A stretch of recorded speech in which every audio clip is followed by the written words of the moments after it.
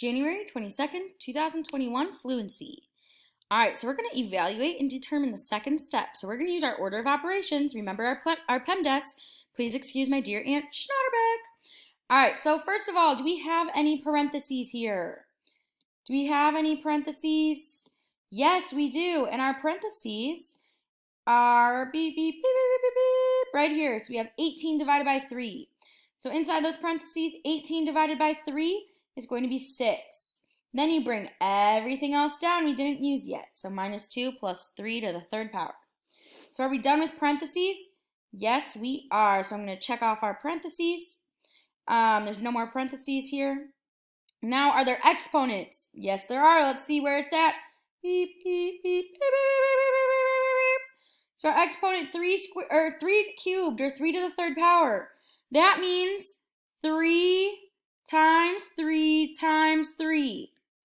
I know that 3 times 3 is 9, and then 9 times 3 is going to be 27. So we're going to put 27 down here and bring everything else down we didn't use yet.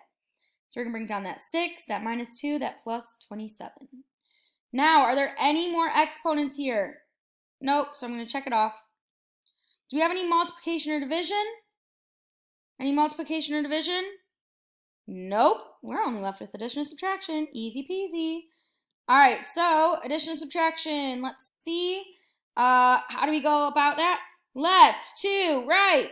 All right, so we're going to go in. Beep, beep, beep, beep, beep, beep, beep, beep, beep, beep, beep, beep, beep, beep. 6 minus 2. 6 minus 2, 6, 5, 4. 6 minus 2 is 4.